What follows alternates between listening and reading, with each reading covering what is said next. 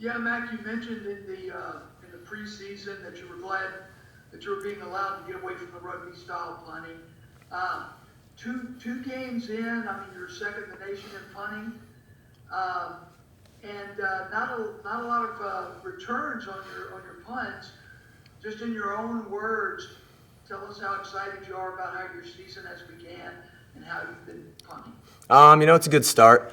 No way I'm where I'm not where I want to be at just quite yet. I got a great game plan with Coach Gideon that he set up. My coverage team's getting downfield and forcing fair catches. So, me just trying to keep the ball away from the returners is all I'm kind of focused on. And stacking good days on good days is kind of the mentality that our special teams has had this year. What goes into keeping the ball away from returners other than hang time? What are the factors? Obviously pre-snap, just looking and seeing where they are, and if we're on the right hash and we see him cheating towards that side of the field, I can always change the call or fix it up and go left. So that's a little bit more freedom that I have this year. Coach Gideon's done a great job at working with me and kind of combining our mindsets on where he wants the ball and where I feel most confident I can put the ball. And getting a couple lucky rolls here and there always helps out as well. So. Thanks, Mac. Mm-hmm. Mac, you had a nice flip the field punt there late in the game.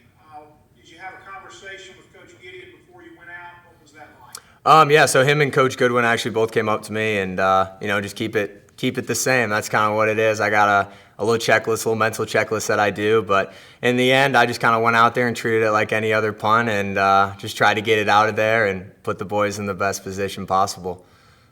What goes into getting off your best punt in a situation like that? Obviously tensions were high and they were in a safe look, so I knew they weren't really bringing too much pressure, so I had a little bit more time. Could tell, but their D-line rush always put enough pressure on me that I know I have to get it out somewhat quick. But just getting back there, and for me, I just take a deep breath and calm down, and it's just I've punted a ball 1,000 times or so, it's the same kick every single time, and you just gotta relax and just make good contact. Thank you. Mm-hmm. Mac, what's it like for you now knowing that Coach Kiffin's a little more lenient on fourth downs and a little more willing to go for it? Do you try and get your input of no, I need to get out there, or do you kind of just let the decisions happen? Oh, no, I love staying on the sidelines. I mean, I'm best when I'm on the sidelines. So, with me not on the field, I knew last year, obviously, I had a lot more punts at this point in the season.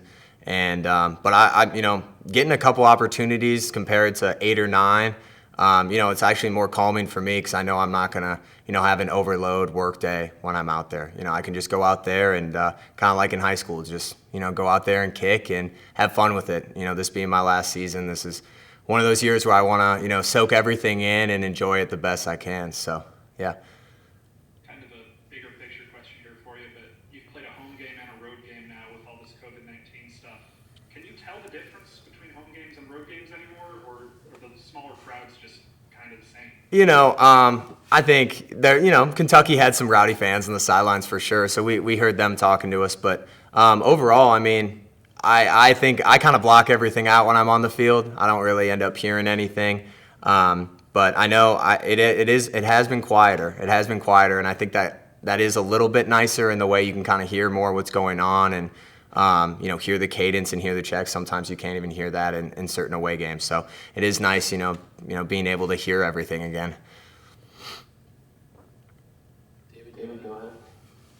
Yeah, Mac, just curious, how excited were you for Luke hitting what essentially was the game-winning extra point on Saturday? Oh, he deserved that. The hard work he put in, and we've been working now for over 4 years, and he deserved a kick like that. We always joke about us freshman year talking about hitting a game winner and what we were going to do and what we were going to celebrate and how we were going to do it, and just seeing everything come together and seeing him connect on just a PAT like that. But game winners are game winners, so we were very happy about that, and he deserved it. Yeah, David kind of asked my question, but I'll follow up on it.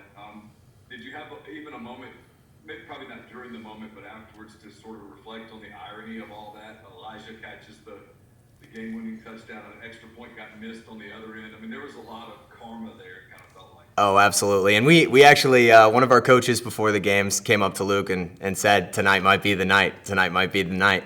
And we knew Luke was prepared for any type of kick. I mean, he's going to make those kicks this year, and I truly believe he's going to. And it was interesting seeing Elijah score like that. I was happy he didn't celebrate too crazy, but Elijah's been great for us this year, and if 2 keeps putting the ball in 8's hands, we're going to be successful.